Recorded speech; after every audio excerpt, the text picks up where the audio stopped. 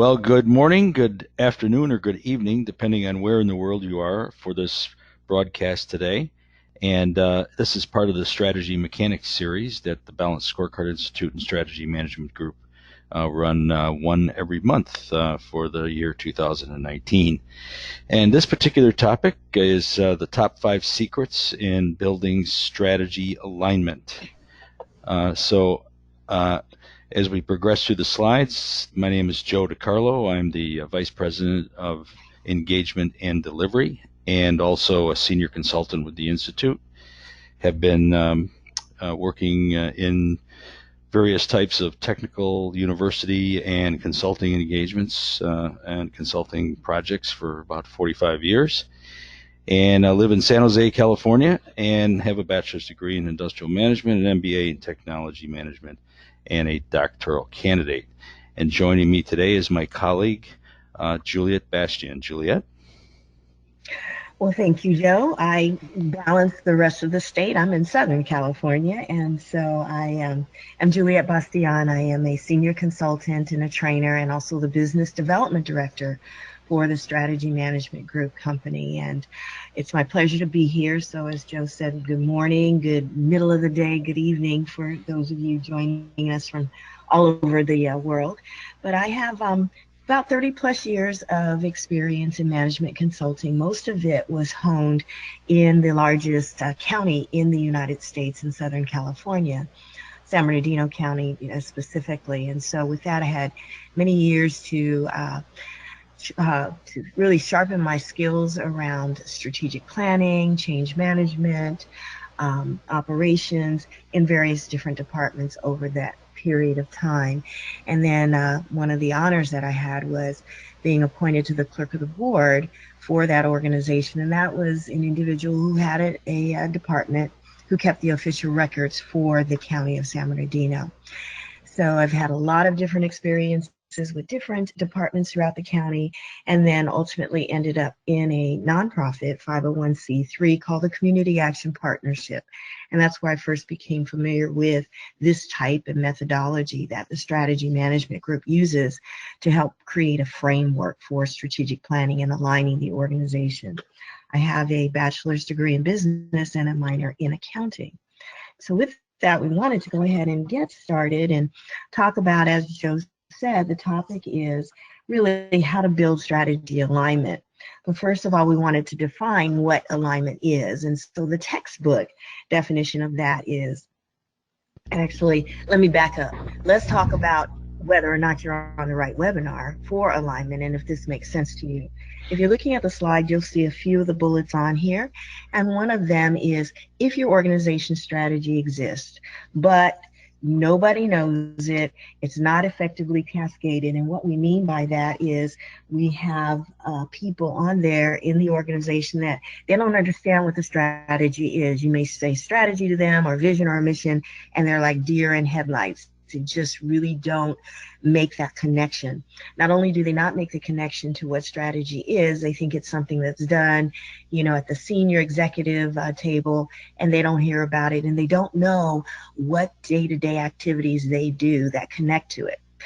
If that's something that sounds familiar to you, then this is a webinar that will actually benefit you very much, because you'll learn kind of why that happens and some of the tips and tools that we'll have for you for helping overcome that and kind of creating a strategy that is understood by everybody.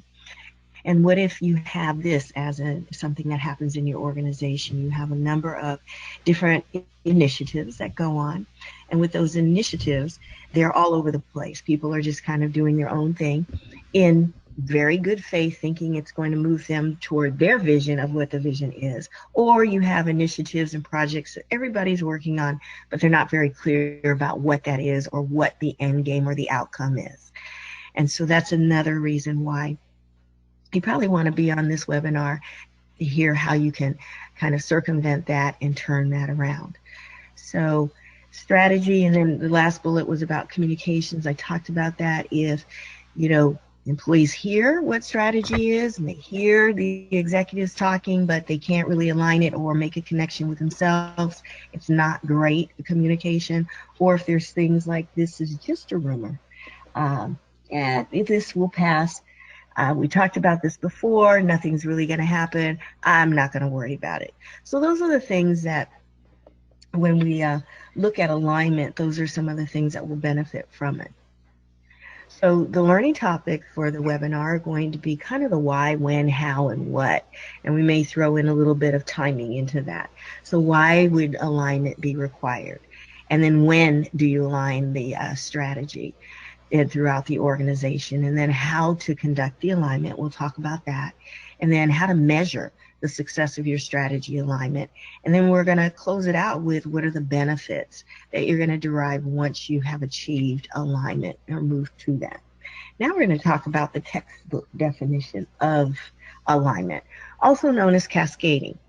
And so when you think about the definition of it, what it truly will translate to is taking the enterprise or organizational wide strategy and then translating that into language and terms that the business or support units or departments in an organization, we call that the mid-level or the tier two level, into words and terms that they understand and then they can relate to, and then therefore they can go ahead and execute. The organizational wide strategy we call the tier one. So the tier two is a middle level, and then ultimately taking it down to the teams or to the individuals. That's what we call the tier three level. And so again, it's at each level, it's like stepping it down. The farther down you go, the more tactical you get in terms of this is how we can contribute to the whole. Alignment also means taking those high level strategy or objectives and depending on the organization and the overall strategy development process, creating what we call lower level objectives. So it's the same thing as I said just a few minutes ago. It's just really taking that high level objectives and then saying, what does it mean to us at whatever level, tier two or tier three, that you're at. And then alignment is key to an organization, and it's key because you want to align it around, again, the enterprise-wide strategy. You don't want to align it by here's the division or the support unit, and here's what we think our vision is for this particular unit, and so therefore we're going to develop a strategy in an isolation or a silo. You always want to connect it to whatever the enterprise or organizational level of strategy is. And then you, as the last point on here, is that alignment is all about linking the day-to-day activities and the work that's done by the individuals and then ultimately collectively as the departments link and tie to the corporate vision and what that looks like. And this is a visual depiction of the strategy that I talked about. So if you take this example and you look at the very top on the left-hand side, you'll see, or the left-hand side of the screen, if you will, how will we achieve the vision? That's the question that's answered when you're developing strategy organizational wide. You'll notice at the bottom there's an arrow, and on the left-hand side it says the strategic direction. On the right-hand side it says tactical execution. And what we mean by that is as you move through the different tiers all the way down to the employees, that's where the action really happens. You have the more detailed activities, day-to-day activities that we talked about earlier that occur. So if you start at the very top and you say, how organizational wide, what is the vision for the organization or the company, and you define what that is. Then you move down to that middle bar, which is what we call the tier two or the department or unit strategy. And that particular department or unit asks the question or answers the question, how does my unit contribute to the organizational wide strategy? So now you're breaking it down a step further. You're getting a little bit closer to the tactical and details, but not there just yet until you go to the bottom layer, the bottom row, if you will. And then that is where the employees will answer the question, how do I, as an employee, contribute to our organizational wide strategy, but I've got to base it on the department strategy. So I'm going to ask myself, how can I contribute to the department strategy as an employee? What are my personal goals and my objectives? What job assignments do I have and day-to-day activities that I have that can help move that strategy and support it? And so once you define that going down the left-hand side, then of course there's measurements that take place. So the employees have their evaluation or their job assignments or a project that they're working on. They measure how well they perform on that. as the departments and the business units have projects or actions that they have in place, they measure how well they do that. And ultimately, that goes to support the organizational wide strategy. And of course, we're very high proponents of the fact that you do need to have measurements for your organizational wide strategy or your strategy throughout the organization, even at the different tiers. So with that, the next piece up on the table is the why. And I'm going to let Joe kick it back to Joe and let him talk to you about the why Okay. we would want to have alignment. Joe? Thank you very much, Juliette. And when we start with the why, you would think it would be logical that once the strategy is built at the enterprise-wide level or the organization-wide level, that you would just naturally, from a management perspective or executive view or in regards to the vision, say, look, we've got to get this strategy aligned down to the entire organization. And actually, most organizations do that naturally, but some don't. Some don't know how to do it. Some study it for a long period of time. But it really comes down to varying degrees in the organization about why alignment is required. So it's getting those peoples and resources focused on the strategy is really the key element here. And that's going to be repeated through many of these slides in this presentation. It's the people and resources allocation, launching them in various directions, putting them on various projects for a strategic reason. Obviously, the exact opposite of strategic alignment is chaos. I mean, to some degrees in chaos. So, some organizations are totally chaotic. I think we hear people come in that we work with come in and say we just come to work every day because that's what we're hired to do. We do what we're told to do, and we leave at the end of the day. And there's not much connection with the strategy as you go forward. So in this case, in the why, the alignment measures several things. It's again that people at all levels are motivated by the common vision of the organization and strategy. And a lot of that is set by the tone of the executives to start. And they're the ones that are hopefully changing the hearts and minds going forward with the employees at all levels of the organization. The second thing is that people understand and support the strategy for their job. It goes back to what I said a second ago, which was they come into work, now they understand exactly why they're doing what they've been instructed to do or hired to do, and they understand its contribution to the overall strategy and vision. And it starts to make the individual employee self-motivated and not merely a compliance factor in a set of rules. That self-motivation for the long-term health of an organization in regards to strategy and vision is very critical. You want them to be motivated to the point where they can ask the right questions and then also maybe step in and provide the right solutions for any kind of problems or anything that come up as they go through their day. Now, on the next slide, we're going to move to something that we told you there were 5 secrets to the strategy alignment, but actually there turns out to be 6. And this is the 6th one. And the 6th one is this fundamental case for strategic thinking and planning. If you think about it, in an organization that has not had a strategy, and the strategy was set by the executive suite, it was pretty much a command and control environment. Executive suite did the strategy, they handed it down to the organization, and they just expected the organization to follow the strategy as they dictated it from the executive suite. The fact of the matter is that in organizations that haven't had a strategy, maybe the lower level departments and teams and individuals haven't been asked to think strategically and plan strategically. Again, pretty much a command and control environment. Even in some organizations where there has some type of strategy in place, regardless of how it was designed or how it was crafted, there still may not have been a large reliance on middle management and middle employees and departments and support teams and then down at the individual level to do any strategic thinking. So this whole concept of strategic thinking and planning is critical as a foundation to alignment, as it turns out.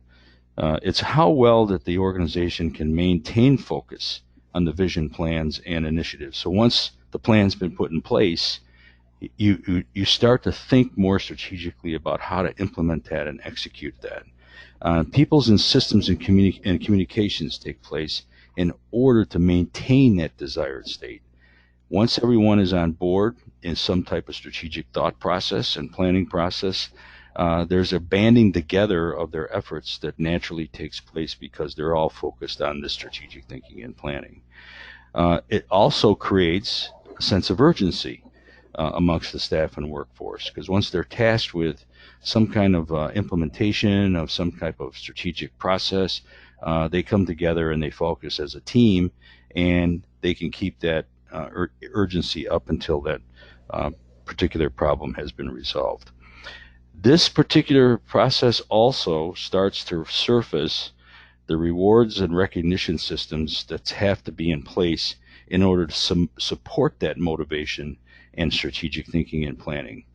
A lot of organizations get by, if I could say it that way, without a very hardcore rewards and recognition program, which fundamentally over time may start to erode the foundation of the strategy, because people are going to start to say, we've been working on this strategy for like 9-10 months. You asked us and tasked us to do some strategic thinking, and we came up with some good ideas, and they've been implemented, but what's in it for me? I mean, we haven't seen anything different other than what it was standard operating procedure before we went through the strategic planning process. So keeping an eye on the ball of rewards and recognitions really have to be put in place. The other thing is, this process of strategic thinking and planning will start to surface this group of champions, or as John Katzenbach says, this critical few amongst the core of people that stand out and have the capability to lead that group in a direction of more strategic thinking and planning. And also, this starts to actually take the place of changing the culture of the organization when this strategic thinking and planning has been put in place. And the last one is pretty much where you want to be at the end of this entire process of alignment, not just the strategic thinking and planning, but it's making the strategy everyone's job, so that when the team comes in every morning to work, there doesn't have to be much discussion, because they know now exactly what they do every day and how it contributes to the strategy.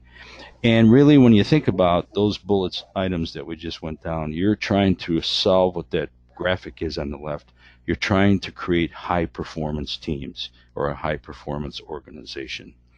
So if we take a look at the next slide, one of the things that has surfaced out of the strategic thinking and planning foundation is something that Chris Argyros back in 2001 put together, called this double loop learning system. And if you look at that graphic, in this case of strategy, it starts with the strategic elements and assumptions that you did when you built your strategy. And that may be the organization-wide, and that's getting cascaded down to the departments. So it's a strategic planning loop start, and out of that comes objectives or goals, depending on how you built your strategy. Most definitely KPIs and targets, as well as initiatives or projects.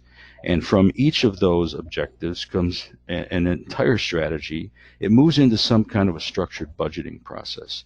Now, typically, we see clients that have three, when we get done with helping or facilitating them to help them build strategy, there usually results three different budgets. There's a CapEx budget for capital expenditures, large capital projects. There's an OpEx, the operational expenditure budgets for running the business, for the 12-month fiscal year. And then there's this new budget called the StratEx budget, which is the strategy budget that helps support the very specific focus of what those strategic objectives are trying to do on a longer term process, usually 2 to 3 years. And from that comes this management loop, which starts to take a look at all of the inputs, the processes, the outputs, and then the end outcomes of the strategy. And all of that feeds itself back up, stopping at every one of those levels on the way down and reaffirming, are we a learning organization? And it's interesting because Argyros' article was really titled Teaching Smart People How to Learn. And that's what you're doing with the strategic planning and strategic thinking process. That was further affirmed, some in 2014 by Matusek and Schrader when they put together some research on this double loop. They literally used that terminology as a result of their research that says it integrates both strategy, strategic thinking, tactics, but also the comprehensive feedback on strategy implementation, which is part of, in our process from the strategy management group, which is the step 9, which is the evaluation process that you look at on a quarterly basis of your strategy. Juliette? All right. So, Bill, do you want to cover when to align the strategy? The when, you do the why. Why don't you do the when? Okay. On the cultural, when to align? Well, let's say you're hitting into a brick wall of a lot of cultural attitudes. People are laissez-faire. As I said earlier, they just come to work. They don't feel like there's not much, different. It's the same thing as yesterday, so I'll just keep doing it because I'm not told to do anything different. And another thing is resources begin to be a problem. And in this day and age, changing on resource requirements almost happens on a more frequent basis than it did several years ago.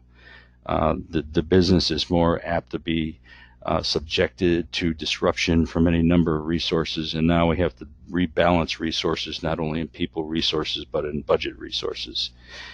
You got insufficient agility. When you need to do that rebalancing, you don't have the right resources, or you didn't plan for the right resources, or you didn't prepare the current resources to be agile. A good simple one is, did you ever have team formations before, or you're still the old monolithic organization where everybody was assigned one small task and that's it? They don't know how to participate and be utilized on teams. The external developments are extremely critical these years, because you're not only going to get regulatory changes. It seems that governments around the world can change regulatory environments and regulatory requirements on a dime. So it's not this process much anymore where those regulations are in place for a full 12 months or for 24 months. Sometimes they change based on some kind of disruption that the government has to take advantage of and fix. Other external developments are things like the technology. Technology can be a massive disruptor to a lot of organizations, and that's why you need an aligned strategy to cope with those changes. Communications, Juliette mentioned this earlier, communications has not undertaken its full strength on the strategy. So a lot of the organizations, you just hear those same things that Juliette mentioned earlier. People don't know if there's a strategy or not. So you have to get ahead of that game with doing the right kind of strategy communications. And there's poor coordination across the organization. There's a poor flow of information throughout the organization. Accountability is rarely seen in what has been assigned, and there's there's no necessary delivery capabilities, and there's a lack of linkages between the developers and the implementers. And really what it comes down to is what I mentioned earlier with the executives. They failed to win the hearts and minds of those individuals in those departments and down to the tier 3 or individual level. There may be fundamental weakness in the current strategy if you have one itself. I've seen a lot of different sets of strategies, and when I've looked at the output documentation that's come out from there, it's like, wow, did they just go to some book and copy stuff that was used by somebody else and they think it's going to work in their organization? And in some cases, there's a lack of monitoring, and also maybe the CEOs and senior leaderships individuals have backed off exactly how they want to and where they're going to support this going forward. Juliette? Thank you. So now that you know the when and you know the why you want to do alignment, I'm going to talk to you about how you go about doing it. So this particular slide we talked about there's the organizational wide enterprise-wide strategy for the entire organization. That's the tier one. This particular slide addresses cascading or translating those strategy or that strategy down to the business and support units or tier two. Now, there are 9 bullets on there, but basically a few categories. So the first two have to do with identifying that business or support unit. What are they about? So what processes do they have in place that they do, that only they do? Because we want to remember that when you start cascading, it is not about silos. It is about each one of these business or support units are individual and they are unique. That is not disputed at all. But what you want to do is identify what it is that makes them unique. What reason are they in place? Why are they a separate unit? And so what is the process? What is the mission or the purpose statement of that? And I just want to revisit the fact that I hear and we hear sometimes, well, we're unique. Nobody does it like we do, and we just do things differently. And that is wonderful. But I always come back and I ask the question, well, if you are so unique and you're so standalone and you have to do it yourself, could you just operate by yourself independently? 100% of the time, usually the answer comes back, this is no, we can't, which then means you are part of a bigger picture. And so therefore, you don't have a separate mission. You need to align to whatever the organizational strategy is. And then identify, this is our purpose, our reason for being, and our mission. And these are the processes that we have. And once we identify that, then we can tell how we're going to fit into the entire picture. Then steps 3 and 4 have to do with the stakeholders or the customers or the customers of the business and the support units. Why would we take a look at customers, if you will, if at the organizational wide level we say, here are the customers and we're going to make them happy? Well, the reason why you do that is because you have some business units, and particularly the support units, their customers may not be external facing or external customers.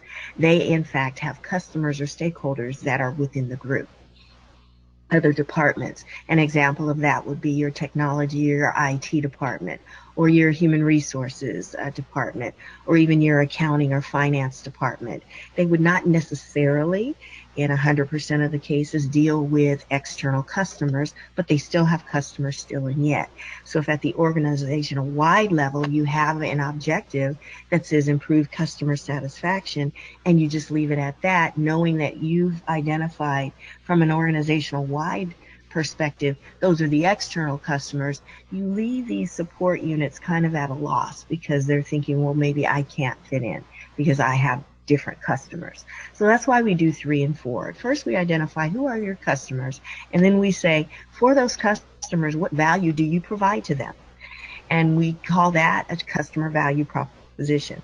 Customer value proposition has basically 2 major categories. One has to do with tangible attributes, so the services that they provide, and then the other 2 categories are more intangible, or they are intangible, and they are the image. How do you want to be perceived by your customers, and then the relationship that you want to have with those customers. So again, once you identify that, that helps inform, particularly where you see there's a gap and where you want to be and where you currently are, that helps inform the strategy for that particular business or support unit. So now you can appreciate, now that we've talked about what is it that we're about and who do we serve and how do we serve them, you can now start seeing where you're developing strategy at the tier 2 level, where you're being more specific about how they need to bring their shortcomings up to speed, if you will, in order to help enable the organizational wide strategy, as long as we continue to keep the organizational wide strategy in front and top of mind.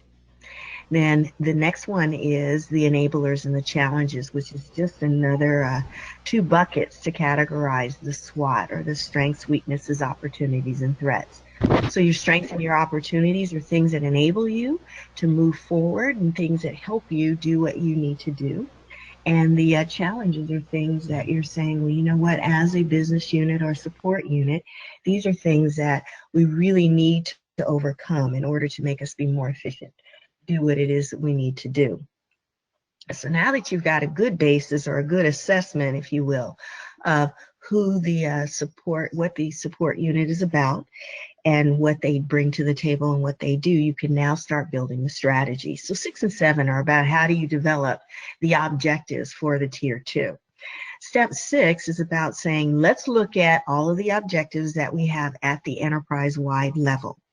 And we look at that and we say, it's not practical for us to try to say we can support every single one. But there are some on there that we can strongly support by the nature of what we do. So as an example, if we had at the organizational wide level an objective that said improve knowledge, skills, and abilities, and then we're at the HR department at the tier 2 level, they can say, well, you know what, part of our job is developing training and developing the skill sets for the employees. So we can strongly support that particular objective. So that should be on our strategy, and it may not be that same title. It would be given maybe a title that we can relate to, but it does belong on our particular strategy that is for the HR department. And then step 7 is saying, okay, there are things that only HR does, but we need to do that in order to really strengthen the strategy that's being put forward and align with it. So then again, they would have objectives that further populate and really flesh out to make a very good comprehensive set of support or business unit set of objectives that are around what they can strongly contribute to from the organizational wide one and what they bring to the table as a unique business unit or a support unit. And then you have step 8. Step 8 is about measuring, identifying for these objectives, what is the end game? What is it going to take to win? What is the outcome? And then once you know what that is, how are we going to measure whether we progress in that and we're moving toward that goal or that outcome for that objective? Once you know that, it makes step 9 that much easier. Step 9 is about developing your initiatives or the projects or the activities. So step 9 is where you're starting to get a little more tactical and you're saying these are the day-to-day activities or the functions or the projects that we need to take on because we now know we need to get down, using sports analogy, we need to get down the field. And in order to get down the field, we know it's going to look like this and we're measuring our progress. In order to do that, these are the actual steps that we have to take or the initiatives. So now you can start seeing how you've now created a tier 2 strong strategy that is aligned with the tier 1 or the enterprise-wide strategy. Then we look at, now let's take it down another step, and this next slide is how do we create that alignment all the way down to the teams or the individuals. So now we're really talking about where the rubber hits the road, because it is the staff and the employees that actually do the very detailed work that move your strategy ultimately forward. And so what you do is you take a look at some things and you develop individual scorecards for people in the organization by first understanding what it is that is an accomplishment objective or goal for them. And then there are going to be some development objectives and goals. How can they improve themselves, their skill sets, their knowledge, their training?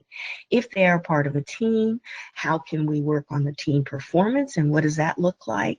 Number 4, setting up the individual scoring. So how do we know whether you progress? How are we going to look at that and appraise your performance, which is step number 5 in both the quantitative, the work that you produce, and the qualitative, the behavioral aspects that we would want to see you display, if you will. And then the bottom of this particular slide just talks about the fact that we want you to remember that an individual scorecard needs to include these 5 things. Some of them you already heard in the top 5, but you want to align it around the critical job functions. In many, many instances, you always start with the job assignments that an employee has. And that's a good starting point for you to identify what things that they are assigned or tasked with that would be aligned to the strategy or strategic in nature. Then, as we said earlier, you develop the individual objectives or the goals, their development goals, if they have on a team, their team performance, and then the behavioral development along with that. This is an example of if you're taking a particular objective and what it would look like at each one of the different levels. So this one happens to be around improved customer satisfaction. And I want you to notice a couple of things as I move through these different tiers. We have the same vision. So at the top, the vision is earn our customers' trust every day by delivering seamless service, seeking innovative solutions, and exceeding expectations. So that's the enterprise one. It's the same all across and throughout the organization. So at the enterprise-wide level, they're saying in order for us to get there, one of the things we have to work on continuously is improving our customer satisfaction. On the right-hand side, you'll notice there's a measurement and there's also an initiative or a project. The measurement is going to be the percentage of customers satisfied with the information that they get over the internet. And then the actual initiative or project that's going to be put in place is having a new web portal for the customers to get information faster. So now we take that down a notch to the middle level, which you see in the purple there on the screen, which is your tier 2. So a business unit that's going to take this on said, yes, we can contribute to improving customer satisfaction. However, for us, here's where it's appropriately worded. If we say improve information on available services, all of the staff that's in this particular business unit can relate to that, because that's really kind of the nexus of a lot of the stuff that we do. Now, I want you to notice on the right-hand side, that strategic measure is not the same strategic measure as it was on tier 1, because again, they have a different title for the objective and they're going to have a different outcome as to what success in improving information on available services looks like. And so they have a survey score, an awareness survey scores to be specific. That is going to tell them, are you moving toward that? So now you can see there is a connection, but it's a connection in how this particular business and support unit can support improved customer satisfaction. They also have a strategic initiative, which is different than building a new web portal. What they're saying is they're going to put a communications program in place that announces the new information hotline. Again, all about awareness of the information that's available and the services that are available to the customers. Now let's take it down to the individual where the action actually happens. So for an individual, they say, well, okay, we're not going to give a big, vague personal objective like improve the information on available services. That can lead an employee to do a number of different initiatives that could be very disparate. And we talked about that in one of the first few slides. You want to be more focused, look at what their actual job descriptions are, their activities that could be strategic in nature. For this particular individual, a personal objective would be improve the web and print content delivery. That's something very specific, and the measurement on that is we're going to take a look at the web content and print media that's delivered on time and with minimal rework required. So now you have an accountability that's put in based upon an accomplishment. You also have a measure that's put in based upon the behavior. And so what we're looking for is the web design skills and an improvement in that area that only strengthens the work that they produce. And then the initiative from their personal development plan would be, in order to help you grow and to really build your skill set, we'd like you to go ahead and look at taking a web design training at a local community college. So again, these things are not repeating what's at the organizational wide level, but it's doing it in a way that makes sense with the respective area that they're on. So with that, we're going to talk about, now that you've got this in place, you want to measure it.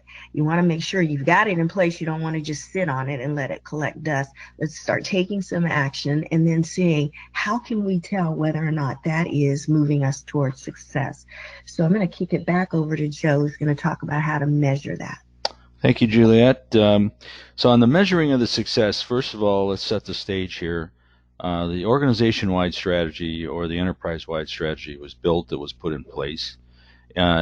Typical industry reactions to an overall organization like that is that strategy in itself takes a 2 to 3 year period to become institutionalized in the organization.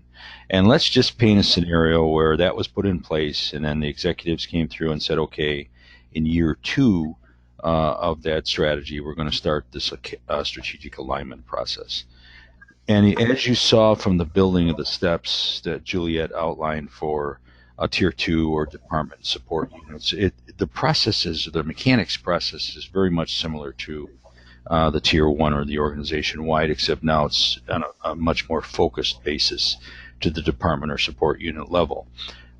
The same guidelines fall in place for that strategy at the department or the support unit level. They're going to have to go through their 2 to 3 year period as well, because this is something they've never had before. You had to put some strategic thinking and planning processes in place, and you had to go through the actual mechanics of building the strategy that was outlined by Juliette earlier.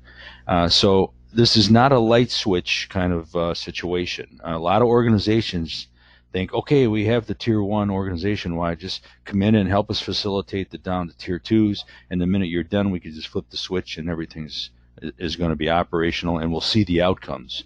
We'll even see some intermediate outcomes before we get to the full institutionalization.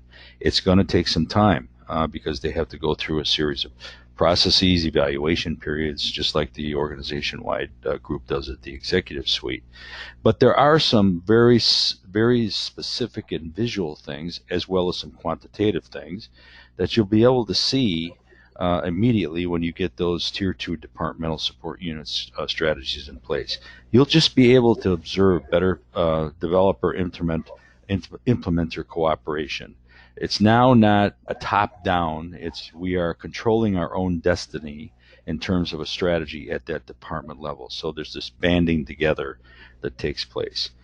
There's a better alignment between HR and strategy. Where does that alignment come in? It's that tier three level, because everything that comes out of those tier three teams and individual goals are typically what's put into the HR system by management of those departments or support units to measure the improvement or the productivity or the success of each individual employee throughout the year.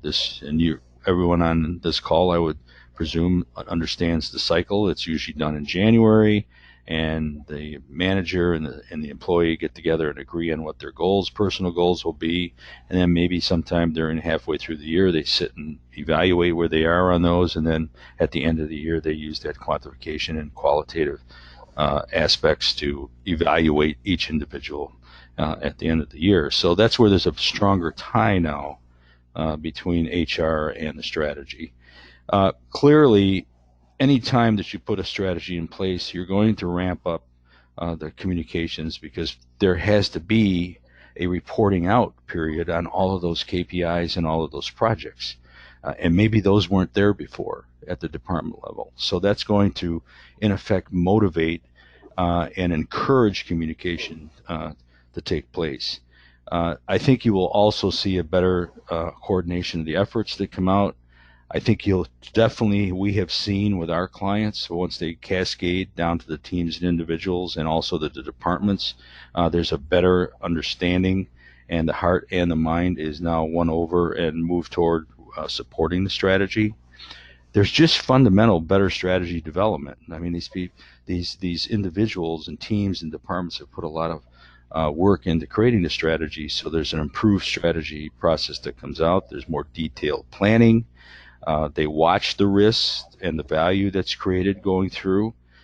There's more senior level involvement. One of the things that is a part of that communications process and as a part of that evolving process of their strategy, senior management takes a little bit more interest now, because they start to see things happening in business units or support units that didn't happen before based on the strategy. Fundamentally, more resources have typically surfaced because now they're being slotted directly aligned to the strategy where they need to be used, and not just left on the sideline working on some disparate project that doesn't have a place in the strategy. And so consequently, there's more available resources that we've seen come to the surface. And the interesting thing about the last two bullets is that those teams and individuals and departments now have a better appreciation about who the competitors are because of those risk analysis and that SWOT analysis that they may have to contend with. And it's not going to be every department. I mean, suppose you have a research and design department or a research and development department. They are going to have to be more attuned to what the competitive landscape is like. But now, in terms of the last one, the same department's going to have to understand more fully what are the demands of their customers that are driving the entire organization to produce the goods and services that the customers design. So if we move on to the next 17, so what are the benefits that you should see as a result of strategic alignment? And it's not just the alignment of the strategy. It's now we're talking about some of the end outcomes that at the highest level that will have an impact on the organization. Well, first thing is you're going to be designing for delivery. Everything that happens in an organization is happening because there needs to be a delivery of some types of goods or services that the customers demand and fulfills their needs. So they're all focused in one direction, which is fulfill that customer need and want. So in this case, one of the things that those involved in the strategy are actively involved in the implementation.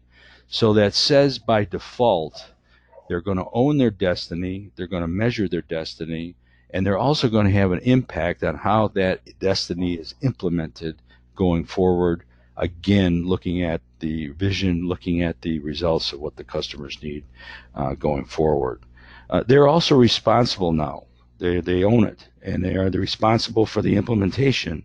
So this ownership thing takes hold just by the simple act of doing the alignment workshops and alignment facilitations to create those strategies at those levels.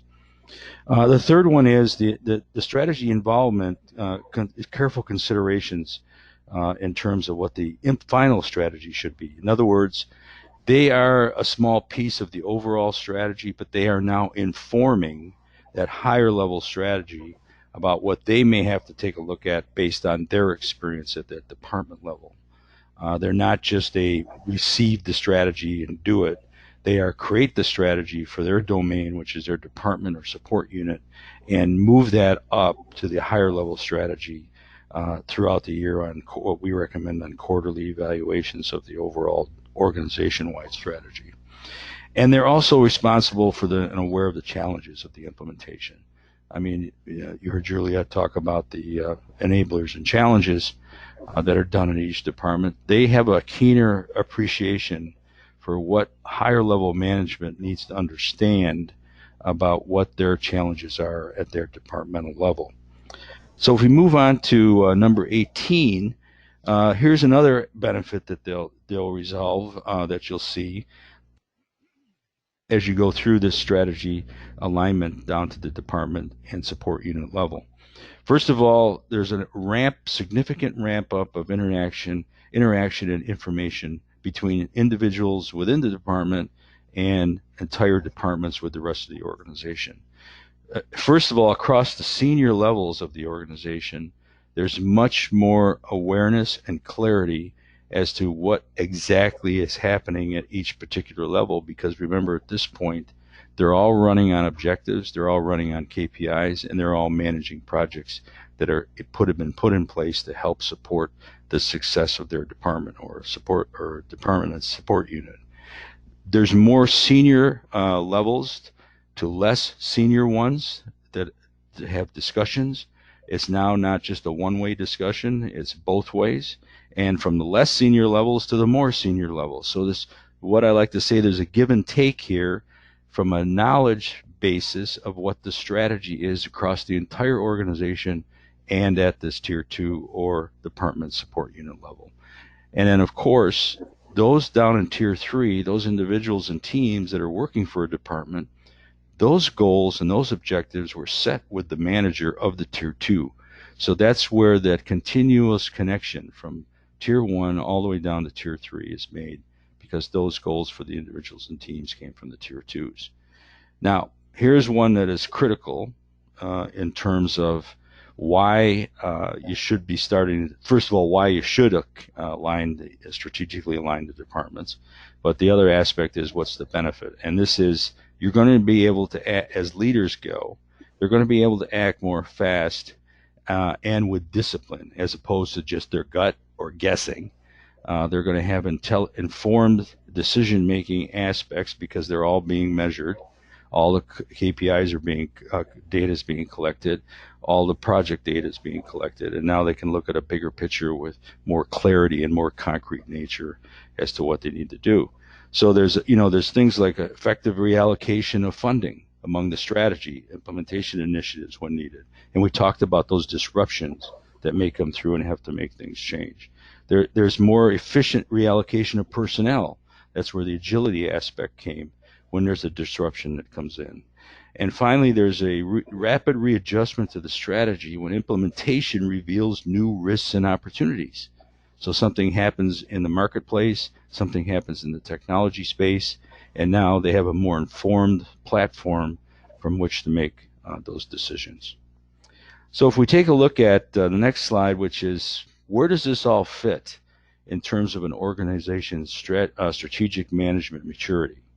One of the things that when you start to build the strategic thinking and planning aspects of the individuals in an organization, and then you run the alignment aspect that we've been covering in this webinar, you're starting to fulfill two of what we consider to be the 8 dimensions of mature strategic management atmosphere in an organization.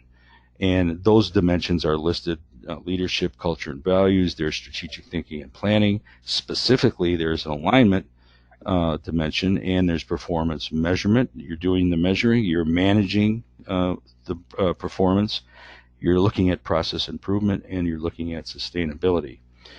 For this webinar, this really focused on the alignment. And we put this model together some years ago, and we say that there's 5 levels of maturity. When you're ad hoc and static, you're letting the marketplace run you. Something happens, you react, and you move on. Also, there is the reactive. Sometimes you react to the market, or the market presses you again, and you have a situation where now your resources, as we talked about, and your people resources and your budget resources are not in the proper condition to handle that disruption. Now, 3, you start to get into a little bit more structured and proactive environment, which typically after some alignment exercises, firms move from somewhere around a 2, they move up to a 3 almost naturally, because they've done the alignment process with the rest of the organization. 4 is you're very managed and focused, but 5 is where everybody wants to be. It's a continuous improvement.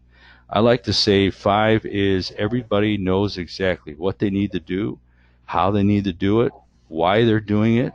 They have communications channels, they have fresh questions and problems answered, and they just come to work every day and just do it. And it's almost becoming second nature of coming to the workplace. This is what I have to do, and I know now why, and I know where to get particular questions answered going forward. So if you'd like to take a look and experience this SMMM aspect, here's first experience is a client of mine that over this period of time, and I want to look at the alignment one. So back in 2013, they scored a 2. And when they started moving the alignment needles up, and they had a little up and down. They pretty much progressed over that period from 2013 to 17 to a 4. Now the perfect world is a 5. That's continuous improvement. But the key thing is the spider diagram. It doesn't progress all in the same, typically does not progress all at the same rate. And in this case, their alignment score did fairly well in terms of where the perfect world is, and where they're only 1 point away from the perfect world with the blue line that they had in 17. And you can see again, it's never the same rate. It's never the same rate of improvement, because some of their inner spider diagram elements are not as strong as their alignment process was going forward. So if you'd like to experience this yourself, you can go out on the strategy management link at strategymanagement.com at that link, and you'll have to begin the assessment. You'll have to enter some basic registration information, because when you get done taking this assessment, it only takes 5 or 10 minutes. It's not that complicated. It's going to ask you a series of questions. It's going to give you some descriptors across all of those maturity levels from 1 to 5. And then you're going to be able to enter, okay, do I think I'm a 2? Do I think I'm a 4? Do I think I'm a 3? And then it's going to collect those all together and just do a simple average. There's nothing complicated about this.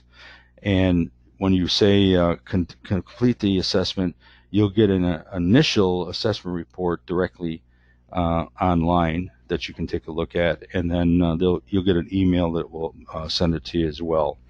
And take a look at it. We recommend that first of all, we recommend that when we work with clients to build that organization-wide, enterprise-wide strategy, they do this starting the second year.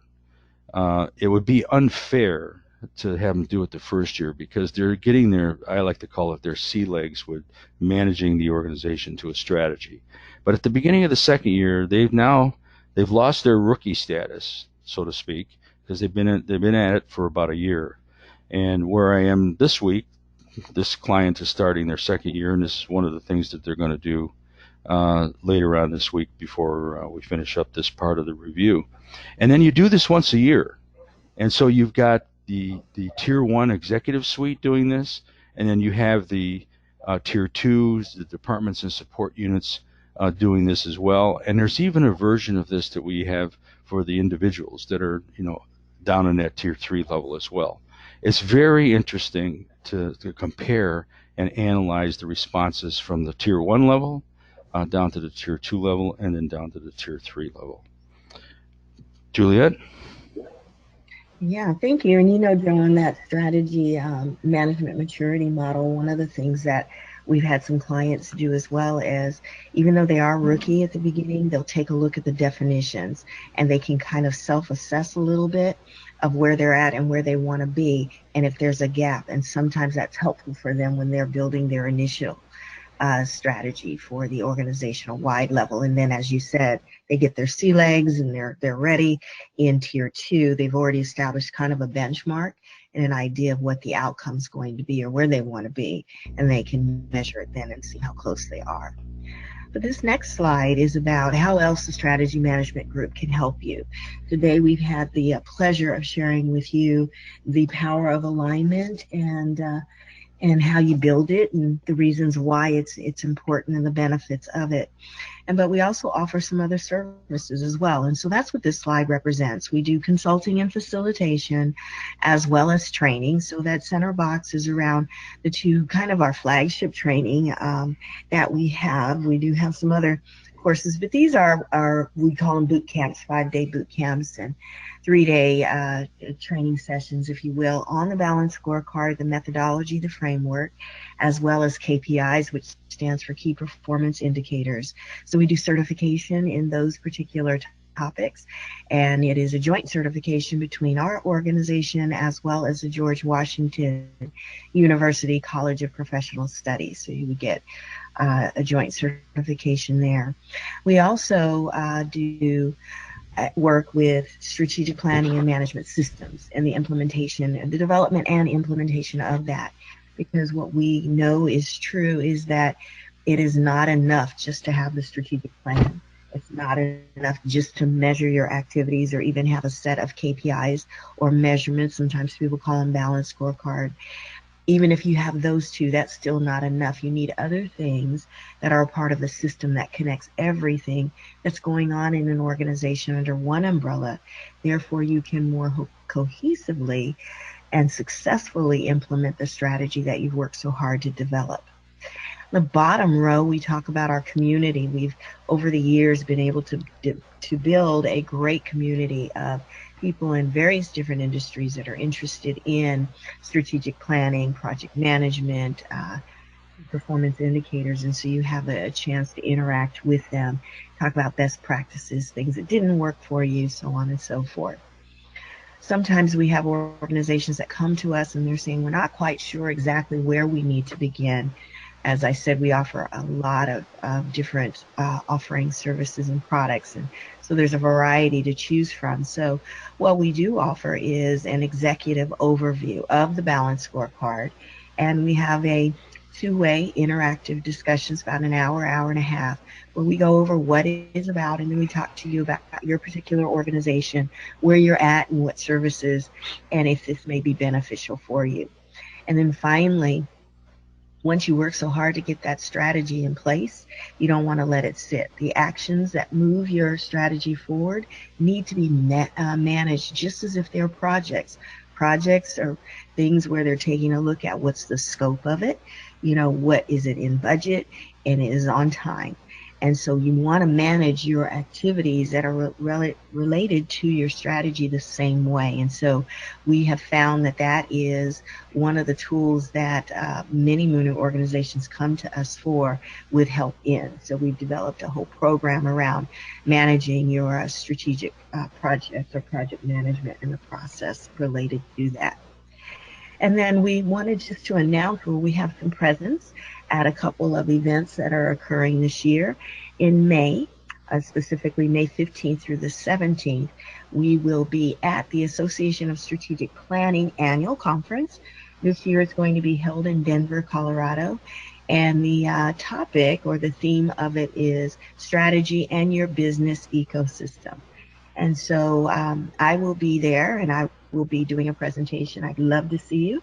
If I know you, it'd be great to see you again. If I don't, it'd be wonderful to meet you. So come by if you're in the Denver area. And we also have David Wilsey, who's our Chief Operational Officer for Strategy Management Group. He will also be there presenting, and his topic is going to be on KPIs.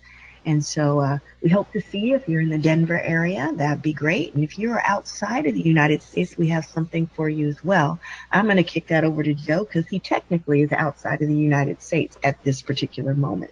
Thank you, Juliette. Yes, we are a regular presenter and supporter of the Informa conferences in Dubai and the Kingdom of Saudi Arabia in Riyadh.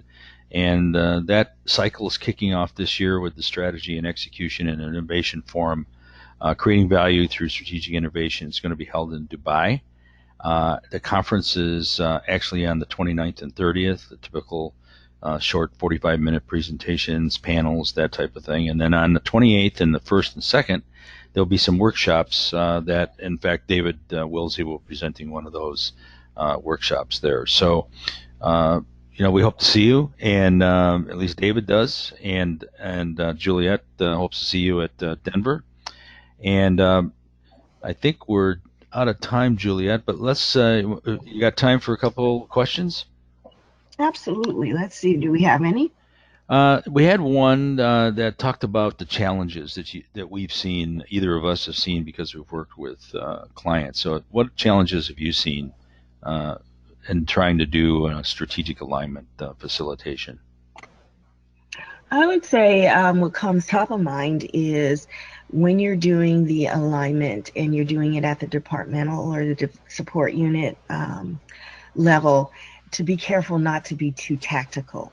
It's easy because that's kind of the in-between state, but there's a tendency to start talking about the specific projects and the activities, and you don't want to do that. You want to save that for the personal objectives.